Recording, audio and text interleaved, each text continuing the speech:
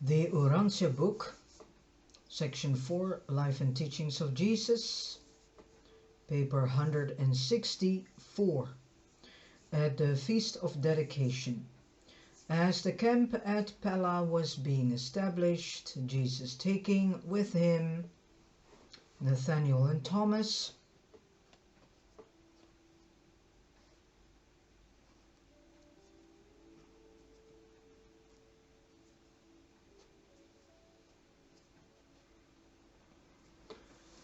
secretly went up to Jerusalem to attend the Feast of the Dedication. Not until they passed over the Jordan at the Bethany ford did the two apostles become aware that their master was going on to Jerusalem.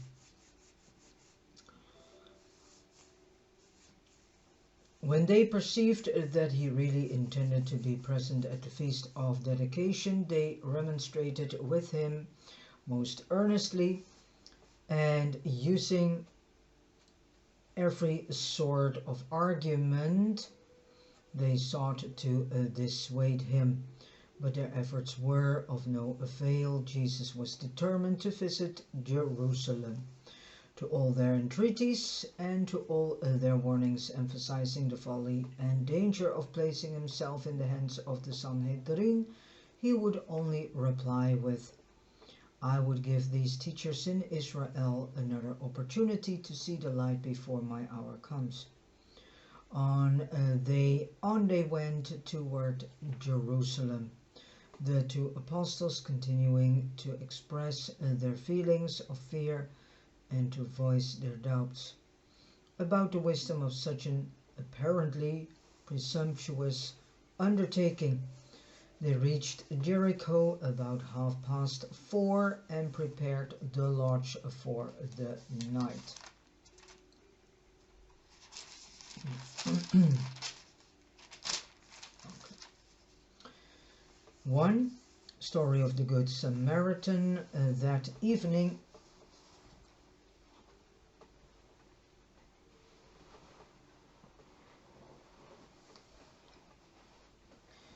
a considerable company gathered about Jesus and the two apostles to ask questions, many of which the apostles answered, while others the master discussed. In the course of the evening, a certain lawyer, seeking to entangle Jesus in a compromising disputation, said, "Teacher, I would like to ask you just what I should do to inherit eternal life."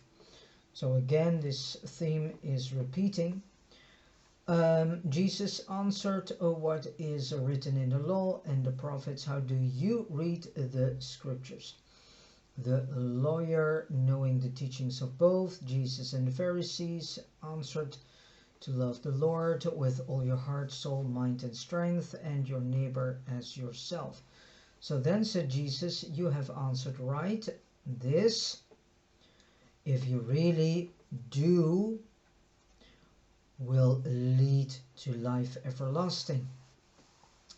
But the lawyer was not wholly sincere in asking this question and desiring to justify himself, while also hoping to embarrass Jesus. Of course, they did everything to try to embarrass him. He ventured to ask still another question. Drawing a little closer to the master, he said, "But teacher, I should like you to tell me just who is my neighbor." The lawyer asked this question, hoping to entrap Jesus into making some statement that would contravene the Jewish law, which defined one's neighbor as the children of one's people. The Jews looked upon all others as Gentile dogs. This lawyer was somewhat familiar with Jesus' teachings and therefore well knew that the master thought differently. Thus he hoped to lead him into saying something which could be construed as an attack upon the sacred law. But Jesus, of course, knew this and discerned the lawyer's motive, and instead of falling into the trap, he proceeded to tell his hearers a story which would be fully appreciated by any Jericho audience. Said Jesus, a certain man was going down from Jerusalem to Jericho, and he fell into the hands of cruel brigands, who robbed him, stripped him, and beat him, and departing left him half dead. Very soon, by chance, a certain priest was going down the way, and when he came upon the wounded man, seeing his sorry plight, he passed by on the other side of the road. And in like manner, a Levite also, when he came along and saw the man pass by on the other side. Now about this time a certain Samaritan, as he journeyed down to Jericho, came across this wounded man, and when he saw how he had been robbed and beaten, he was moved with compassion, and going over to him, he bound up his wounds, pouring on oil and wine, and setting the man up his own beast, brought him here to the inn and took care of him. And of course, this is also a saying in which you can see how Jesus is, but also in this story you can clearly see what people, what the children of light and thus the children of God should do for one another.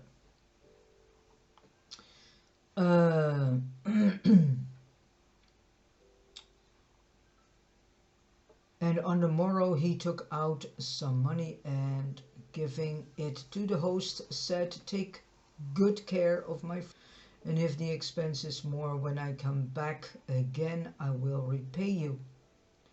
So, says Jesus, let me now ask, which of these three turned out to be the neighbor of him who fell among the robbers? Well, let us see.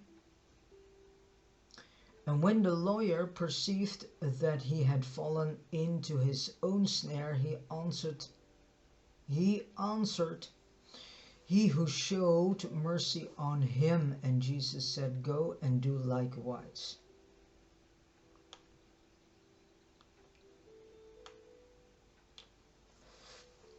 The lawyer answered, "He who showed mercy, that he might refrain from even speaking that odious word, Samaritan."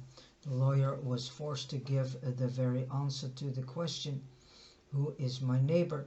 which Jesus wished given, and which, if Jesus had so stated, would have directly involved him in the charge of heresy. So Jesus not only confounded the dishonest lawyer, but he told his hearers a story which was at the same time a beautiful admonition to all his followers and a stunning rebuke to all Jews regarding their attitude toward the Samaritans. And I truly believe that not many of the Jews have understood it as such in that time and age.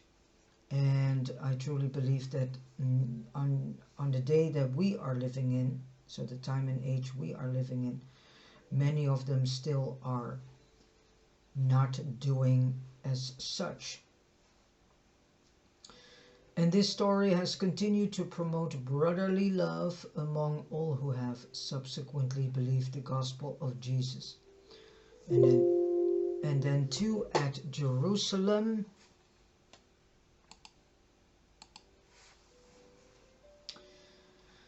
Jesus had attended the Feast of Tabernacles that he might proclaim the gospel to the pilgrims from all parts of the empire. He now went up to the Feast of the Dedication for just one purpose, to give the Sanhedrin and thus the Jewish leaders another chance to see that light, to see the light. The principal event of these few days in Jerusalem occurred on Friday night at the home of Nicodemus. Here were gathered together some 25 Jewish leaders who believed Jesus' teaching. Among this group were 14 men who were then or had recently been members of the Sanhedrin. This meeting was attended by Eber, Matadormus, and Joseph of Arimathea. On this occasion, Jesus' hearers were all learned men, and both they and his two apostles were amazed at the breadth and depth of the remarks which the master made to this distinguished group, not since the times when he had taught in Alexandria, Rome, and in the islands of the Mediterranean had he exhibited such learning and shown such a grasp of the affairs of men, both secular and religious. So when this little meeting broke up, all went away mystified by the master's personality, charmed by his gracious manner, and in love with the man.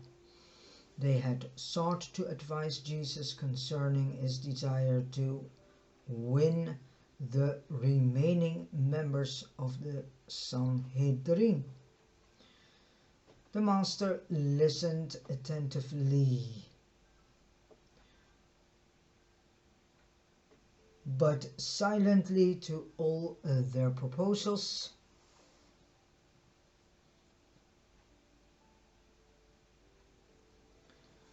He well knew none of their plans would work. He surmised that the majority of the Jewish leaders never would accept the gospel of the kingdom. Nevertheless, he gave them all this one more chance to choose. But when he went forth that night with Nathaniel and Thomas to lodge on the Mount of Olives, he had not yet decided upon the method he would pursue in bringing his work once more to the notice of the Sanhedrin.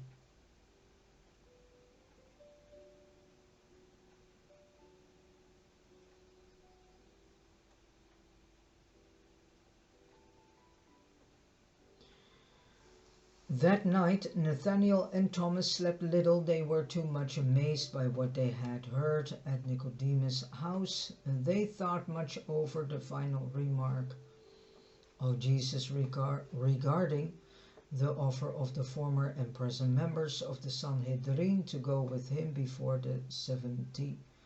The master said, "No, my brethren, it would be to no purpose. You would multiply the wrath to be visited upon your own heads, but you would not in the least mitigate the hatred which they bear me. Go each of you about the Father's business as the Spirit leads you, while I once more bring the kingdom of and to their notice, in the manner which my Father may direct." Point 3. Healing the blind beggar. The next morning the three went over to Martha's home at Bethany for breakfast, and then went immediately into Jerusalem. And this Sabbath morning, as Jesus and his two apostles drew near the temple, they encountered a well-known beggar a man who had been born blind sitting at his usual place. Although these mendicants did not solicit or receive alms on the Sabbath day, they were permitted thus to sit in their usual places. So Jesus paused and looked upon the beggar. As he gazed upon this man who had born blind, the idea came into his mind as to how he would once more bring his mission on earth to the notice of the Sanhedrin and the other Jewish leaders and religious teachers. As the master stood there before the blind man, engrossed in deep thought, Nathaniel, pondering the possible cause of this man's blindness, asked the master who did sin, this man or his parents, that he should be born blind.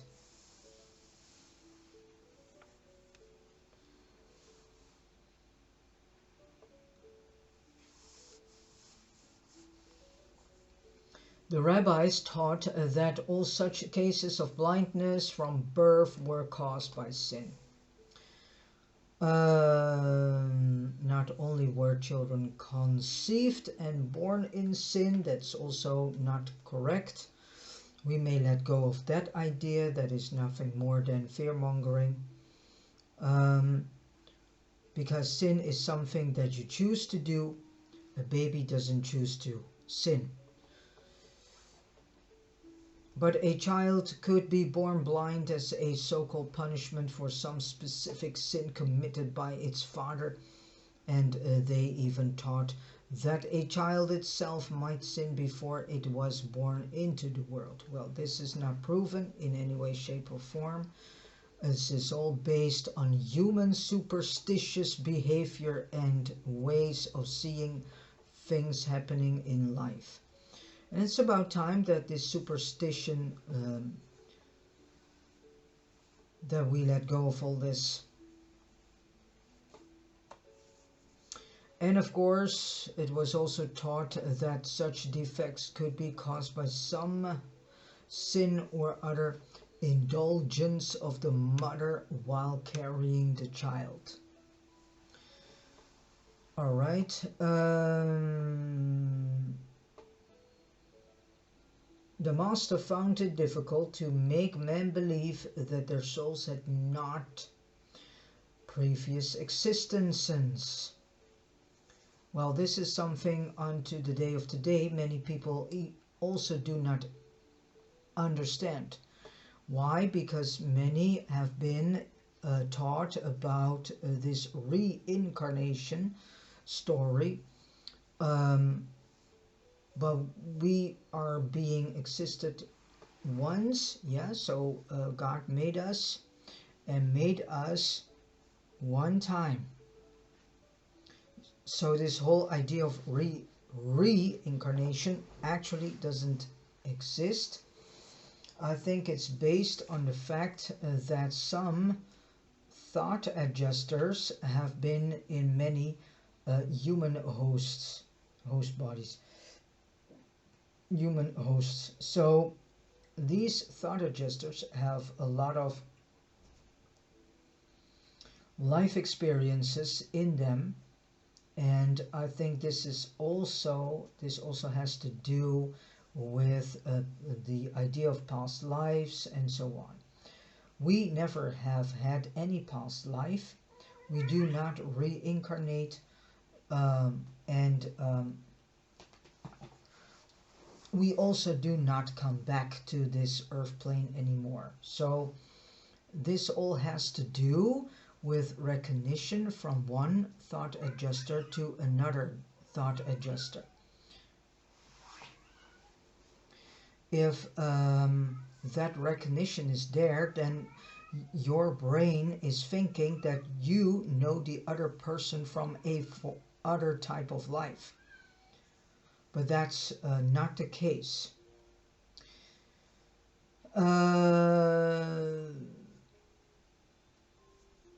However inconsistent as it seems, while such blindness was supposed to be the result of sin, the Jews held that it was meritorious in a high degree to give alms to these blind beggars.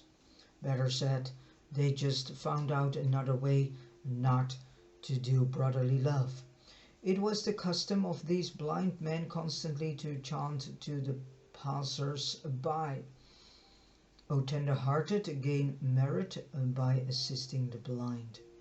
So Jesus entered into the discussion of this case with Nathaniel and Thomas, not only because he had already decided to use this blind man as the means of that day bringing his mission once more prominently to the notice of the Jewish leaders,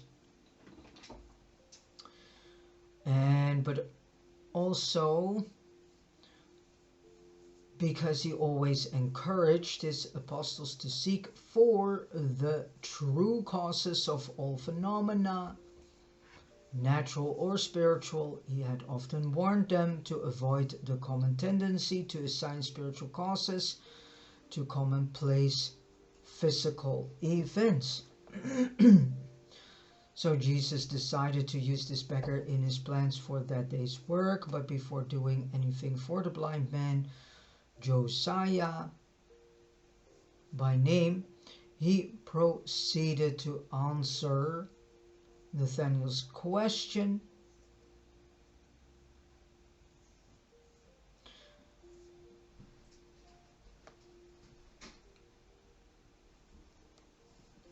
Said the master, "Neither did this man sin, nor his parents, that the works of God might be manifested in him.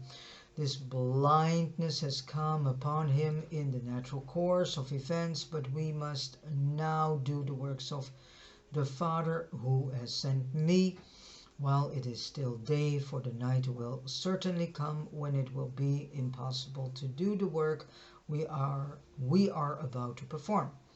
When I am in the world, I am the light of the world, but in only a little while I will not be with you." So when Jesus had spoken this to Nathaniel and Thomas, he said, "Let us create the sight of this blind man on this Sabbath day, that the scribes and Pharisees may have the full occasion which they seek for accusing the Son of Man."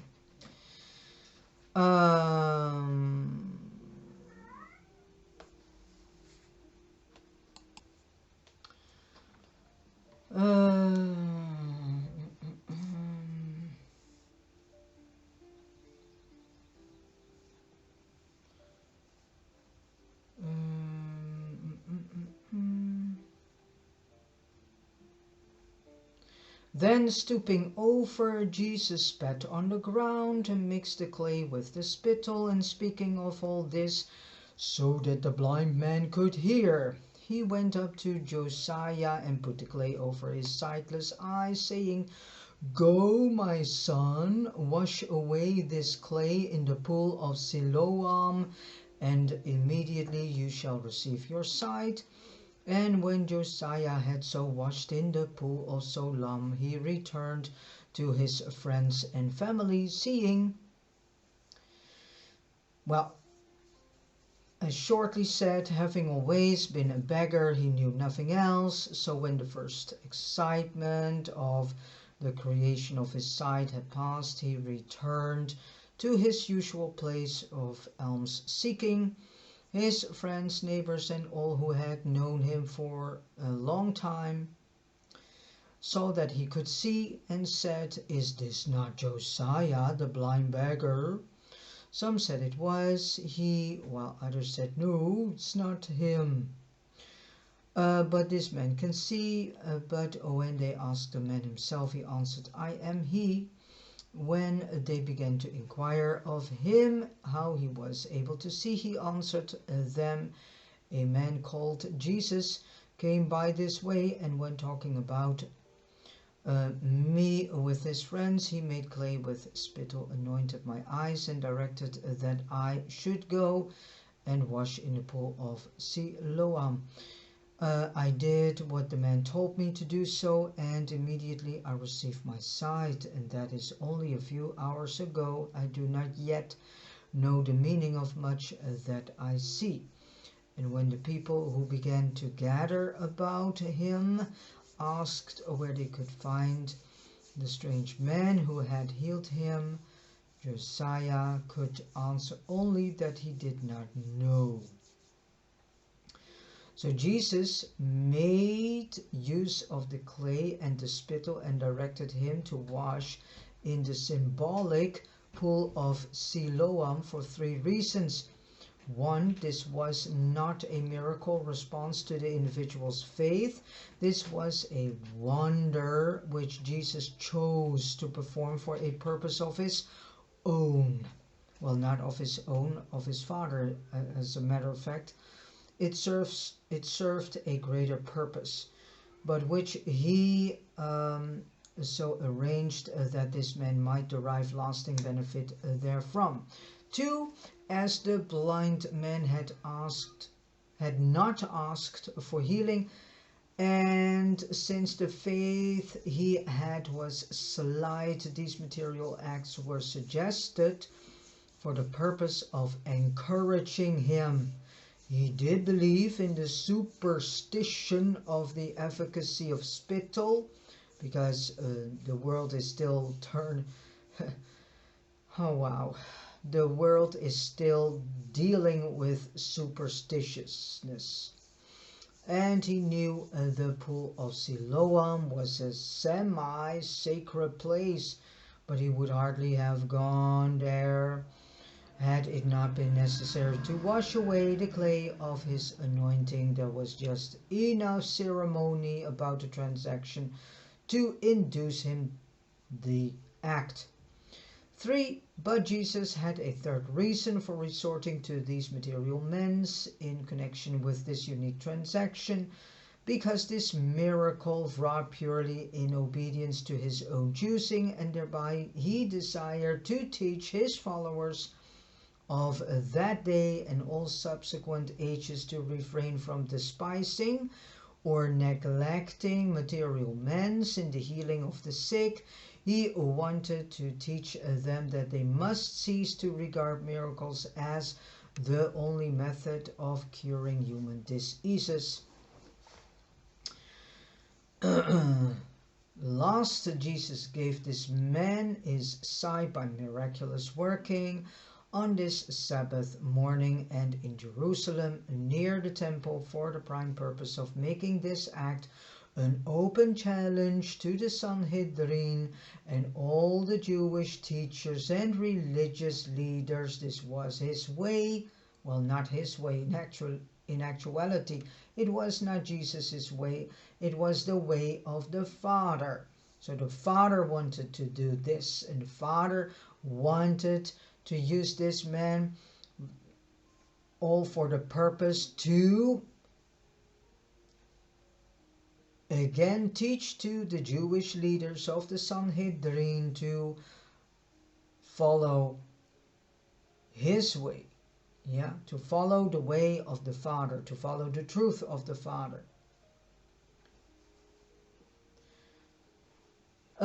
This was his way, proclaiming an open break with the Pharisees. He was always positive in everything he did, and it was for the purpose of bringing these matters before the Sanhedrin that Jesus brought his 2 apostles to this man early in the afternoon of this Sabbath day, and deliberately provoked those discussions, of course, which compelled the Pharisees to take notice of the miracle. Now, and then they are placing Josiah before the Sanhedrin. There's this whole discussion between the Sanhedrin, the Jewish leaders, and this man. They do not believe this man. Well, in a way they do, but of course, because of their pride issues that they had, they didn't want to believe that this man was being healed. that he could see again. Jesus knew that Sabbath breaking would be one of the chief charges to be brought against him. When the final test came and he desired to be brought before the Sanhedrin for adjudication of the charges of having healed a blind man on the Sabbath day. But they did not call Jesus before them. They feared, because these leaders were cowardice. Instead, they took Josiah. After some preliminary questioning, the spokesman for the Sanhedrin directed Josiah to tell them what had happened to him since his healing that morning. Well, said Josiah, that he had learned from Thomas, Nathaniel, and others that the Pharisees were angry about his healing on the Sabbath, and that they were likely to make trouble for all concerned. But when the Pharisees questioned him, he said, "This man came along, put clay upon my eyes, told me to go wash in Siloam, and I do now see." One of the older Pharisees, after making a lengthy speech, which they were very good at and still are good at, because the Pharisees are still existing, "This man cannot be from God, because you can see that he does not observe the Sabbath." Well, not the type of Sabbath they want people to observe, and that's the whole issue here. In the day of today, many people are doing a religious Sabbath, not a Sabbath as the Father would want us to do. And in actuality, we should stop doing the things by a man-created law. So, of course, Jesus did something that was not proper for them, especially not on Sabbath day.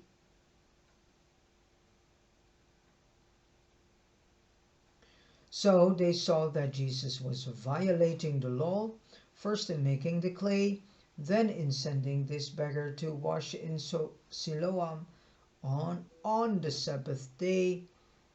Such man cannot be a teacher sent from the one true living God. Then one of the younger men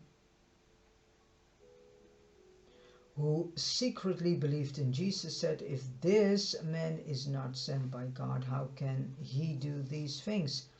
We know that one who is a common sinner cannot perform such miracles.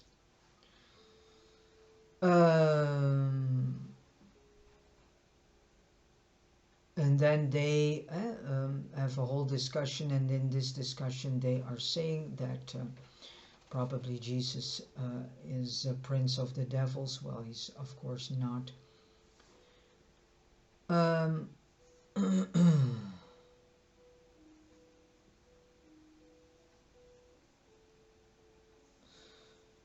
And for every Pharisee who dared to accuse and denounce Jesus, one would arise to ask entangling and embarrassing questions, so that a serious division arose among them.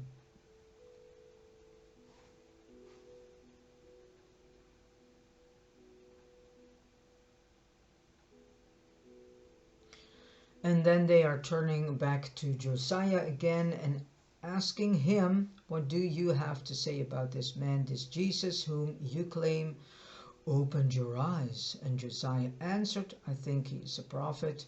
The leaders were greatly troubled, and knowing not what else to do, decided to send for Josiah's parents to learn whether he had actually been born blind.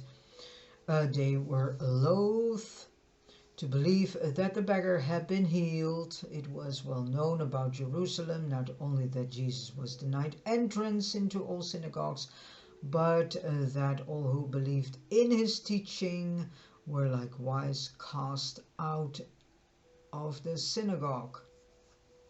And this is exactly going on right now.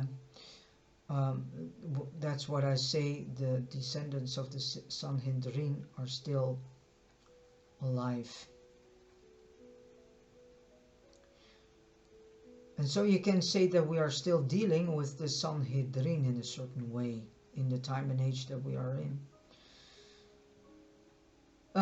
It was well known about Jerusalem, not only that Jesus was denied entrance, I had this already, but that all who believed in his teachings were likewise cast out of the synagogue, excommunicated from the congregation of Israel. So knowing this, has the world changed? Has humanity changed things? No, not at all. Everything is still the same, only the decor has changed. That is the only thing. The rest is still the same. Humanity is still falling in the same pit holes.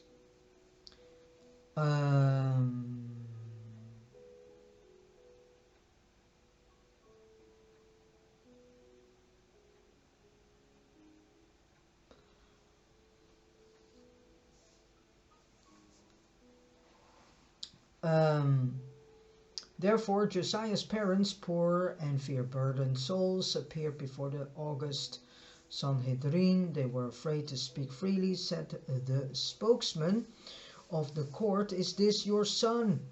And do we understand aright that he was born blind? If this is true, how is it that he can now see?" And then Josiah's father, seconded by his mother, answered, "We know that this is our son, and that he was born blind, but how it is that he has come to see, or who it was that opened his eyes, we know not. Ask him, he is of age, let him speak for himself." So they now called Josiah up before them a second time, and they were not getting along well with their scheme of holding a formal trial, and some were beginning to feel strange about doing this on Sabbath day. So that's how hypocritically they themselves were, practicing law on Sabbath day.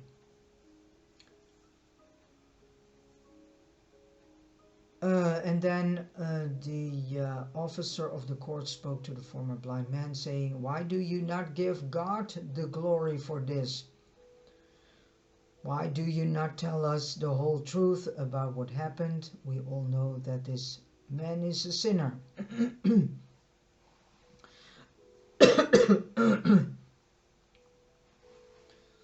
They tried to interrogate this man by saying, "Why do you refuse to discern the truth?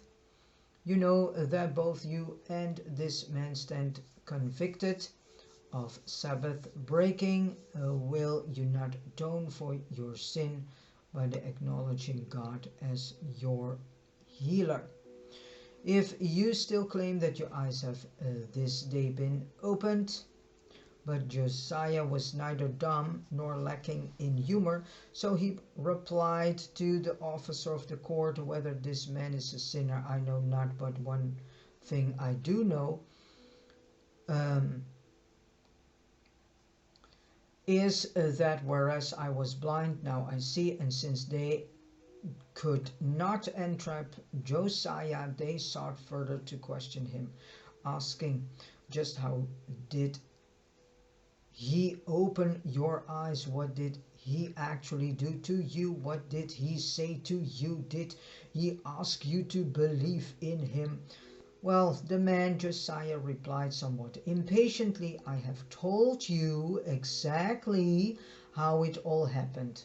And if you did not believe my testimony, why would you hear it again? You may talk about being this man's disciple, but we are disciples of Moses, and we are the teachers of the laws of God. We know that God spoke through Moses, but as for this man, Jesus, and as a matter of fact, that was not God that spoke to Moses, that was Melchizedek that spoke to Moses. That's how correct the Bible is not.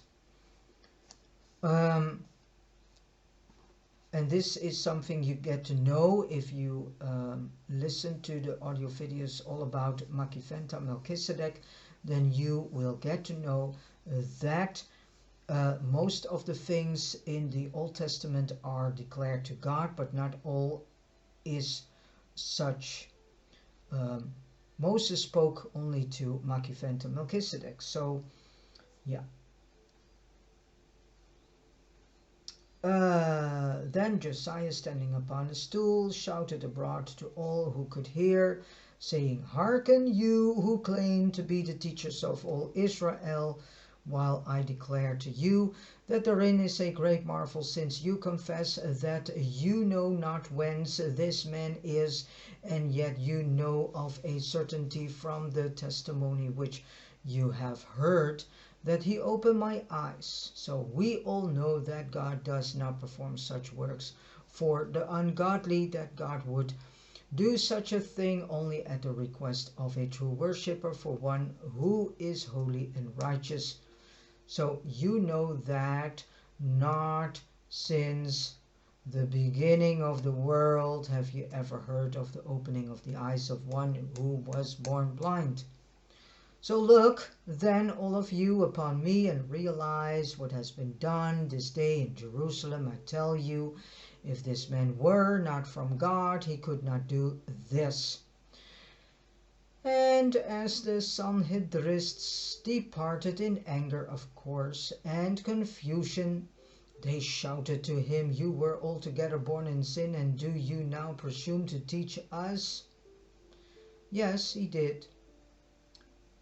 And they went at once to the synagogue to cast out Josiah. Well, Josiah was like, who bother? So Josiah entered this trial with meager ideas about Jesus and the nature of his healing, most of the daring testimony which he so cleverly and courageously bore before this supreme tribunal of all Israel developed in his mind as the trial proceeded along such unfair and unjust lines. Then point 5, the last teaching in Solomon's porch, all of the time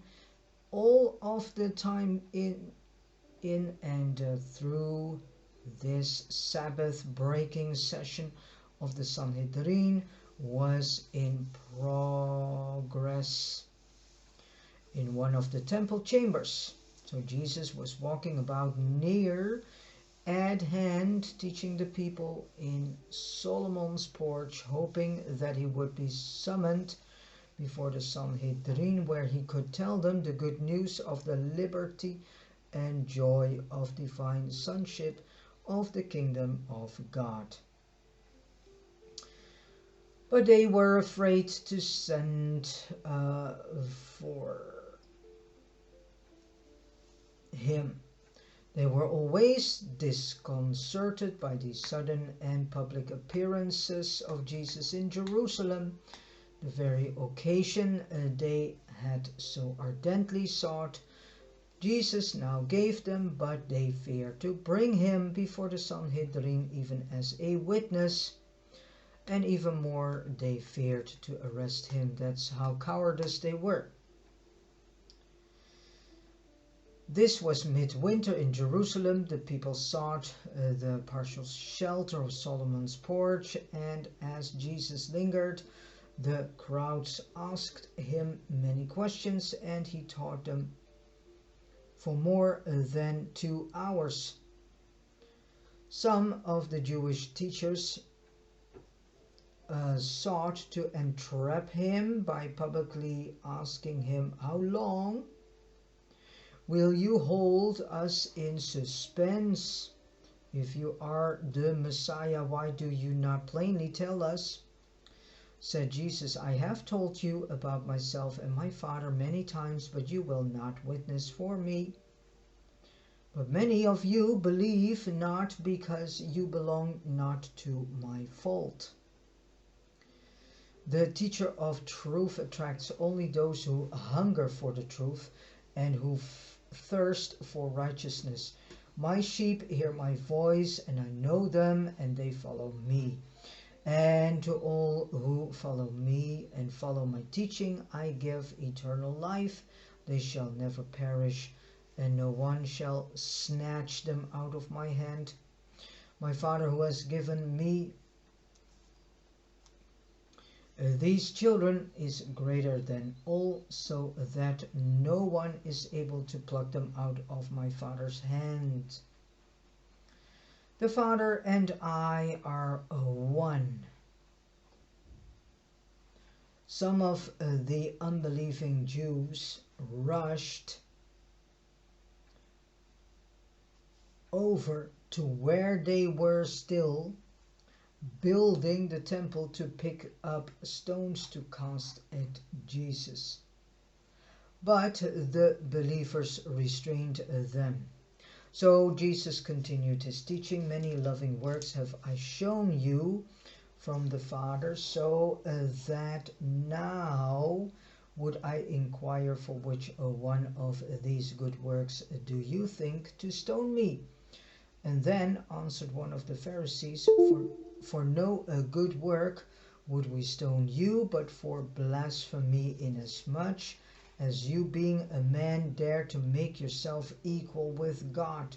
And Jesus answered, you charge the Son of Man with blasphemy, and in actuality they were charging the creator of this universe, this local universe, Nebadon. They were actually charging the sovereign ruler of this local universe, Nebadon. Because you refuse to believe me when I declare to you that I was sent by God. If I do not the works of God, believe me not. And as a matter of fact, he was not only sent by God, but also by the eternal Son.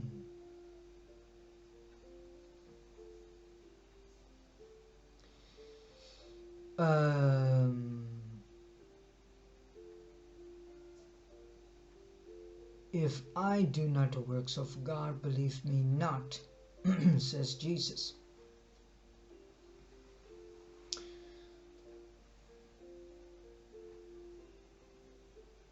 So you're trying to accuse the Son of Man with blasphemy because you refuse to believe me when I declare to you that I was sent by God.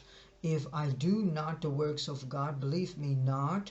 But if I do the works of God, even though you believe not in me, I should think you would believe the works, but that you may be certain of what I proclaim. Let me again assert that the Father is in me and I am in the Father, and that as the Father dwells in me, so will I dwell in every one who believes this gospel.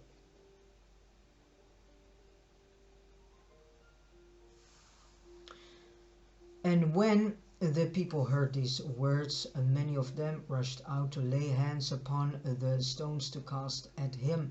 But he passed out through the temple precincts, and meeting Nathaniel and Thomas, who had been in attendance, upon the session of the Sanhedrin, he waited with them near the temple until Josiah came from the council chamber. Jesus and the 2 apostles did not go in search of Josiah at his home until they heard he had been cast out of the synagogue. When they came to his house, Thomas called him out in the yard, and Jesus, speaking to him, said, Josiah, do you believe in the Son of God? And Josiah answered, tell me who he is, that I may believe in him. And Jesus said, you have both seen and heard him, and it is he who now speaks to you. And Josiah said, Lord, I believe, and falling down he worshipped.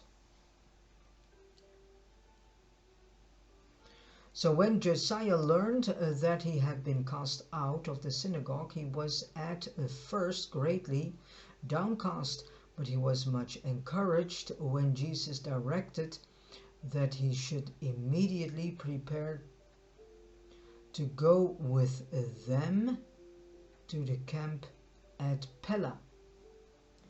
This simple-minded man of Jerusalem had indeed been cast out of Jewish synagogue.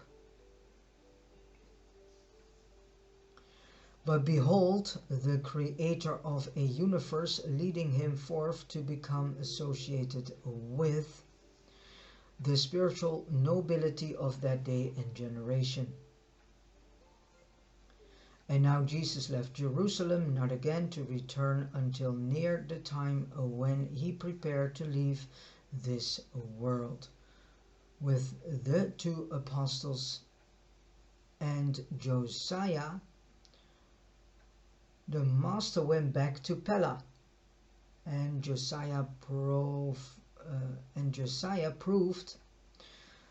to be one of the recipients of the master's miraculous ministry, who turned out fruitfully, for he became a lifelong preacher of the gospel of the kingdom. So Josiah gave himself to the Father. And with this said, I have come to the end of reading paper 164.